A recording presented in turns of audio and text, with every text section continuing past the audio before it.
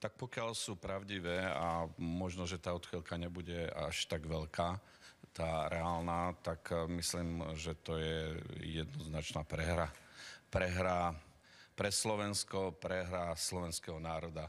Pretože jak sa zostaví vláda, jak som už povedal, s niektorou maďarskou politickou stranou, tak verte mi, že v tomto volebnom období bude politická autonómia na južnom Slovensku. A keď toto považujú Slováci za výhru, no tak potom je to veľmi zlé.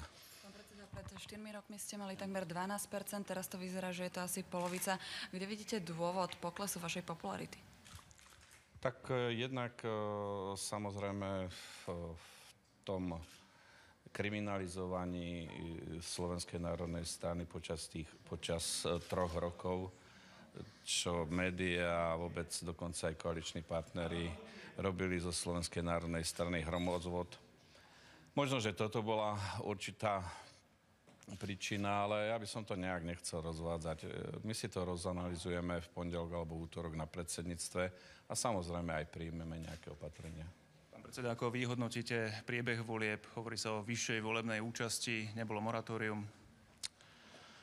Ja si myslím, že voľby boli normálne demokratické a že či už bolo moratórium alebo nebolo, nie je podstatné. Ja som presvedčený, že pokiaľ tie čísla, ktoré sa uvádzajú v týchto prieskumoch, sú pravdivé, je to veľmi zle pre Slovensko. Veľmi zle pre Slovensko. A verte mi, tak, jak som mal dobrú prognózu o tom, že jak to skončí s maďarsko-slovenskými vzťahmi, tak to skutočne skončí na južnom Slovensku. I pokiaľ bude niektorý politický subjekt maďarský vo vlade, v tomto volebnom období je politická autonómia južného Slovenska.